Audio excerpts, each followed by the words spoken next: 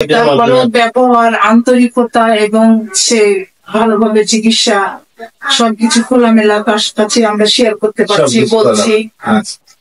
এই কারণে বড় ভালো লাগছে যে আমরা কথাগুলো ক্লিয়ার বলতে পারছি, শুনতে পারছি, বুঝতে পারছি।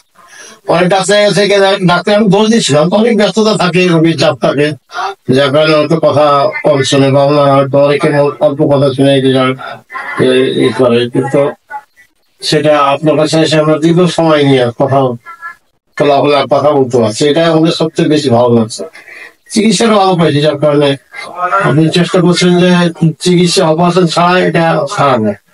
3-4 বার দেখা করে না এটা অপারেশন করে খারাপ না, তখন আপনি বলবেন যে না এটা অপারেশন করতেই হবে, তখন আমরা সিদ্ধান্ত নিলাম যে অপারেশন করি। অপারেশন থিয়েটারে যে সমস্যাটা 70% আছে, অপারেশন থিয়েটারে কি করবে 70% উন্নতি হয়েছে। আচ্ছা, যে কানের শোনা, গন্ধ, তারপরে এই জিনিসগুলো ওই সাথে সাথেই হতে পারছে।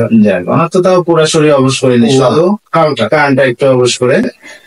এই জন্য আমরা শুক্রিয়া আল্লাহকে দোয়া করি, যাত্রার জন্য দোয়া করি। তারপরে যারা আছে রোগীদের আমি তার সমস্যাগুলো বুঝাই বলতে, এটা সবচেয়ে বড় জিনিস। একটা সমস্যা নিয়ে আসছে, আমি এটা মানে শেষ দেখেই ছাড়বো।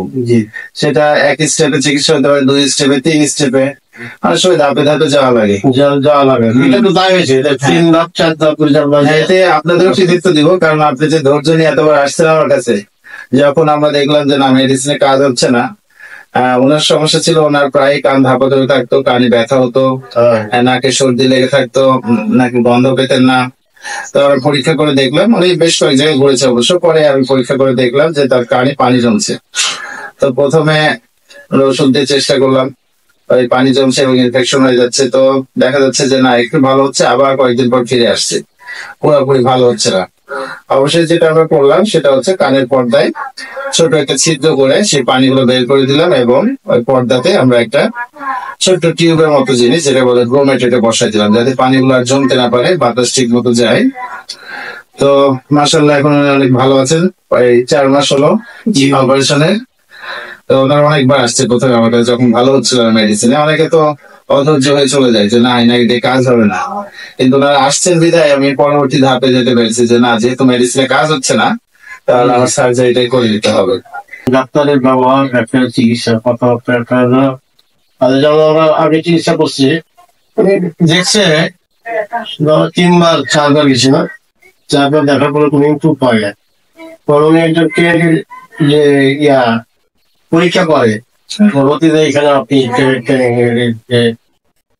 পরীক্ষা করেন, সেটা ভালো পরীক্ষা করছে, 2 বার করছে। হ্যাঁ, কানের পরীক্ষা। আপনি বলছিলেন যে রিপোর্টটা কত ডিফারেন্স। আচ্ছা, রিপোর্টটার অনেক ডিফারেন্স ছিল আর কি।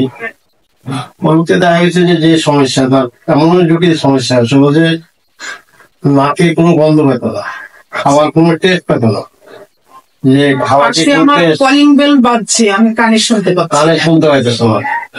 তারপরে কথা বলতে গেলে কষ্ট হয়, একটু গলা ব্যথা করে, কান ব্যথা করে, এত প্রচন্ড কানে ব্যথা যে এটা কল্পনা করা যায়। পরবর্তীতে আমি যখন এখানে যোগাযোগ করে গিয়ে রিসিপশন বলছে যে আমাদের একজন ঢাকাতে ডাক্তার আছে, আপনার এখানে চিকিৎসা তখন তারপরে ওই রিসিপশনে শোনার পরে আমরা এখানে আসে আসার পরে যাই আমার অনেক আল্লাহ সাহায্য করছে। চিকিৎসা তো ডাক্তার সাহায্য করবে, চেষ্টা করবে, কিন্তু সারা বছর ডাক্তার আল্লাহ তো সবকিছুর মালিক আর কি। তো তো ভালো লাগলো, ভালো আছেন, ঠিক আছে, ভালো থাকে, দোয়া করবেন। ইনশাআল্লাহ।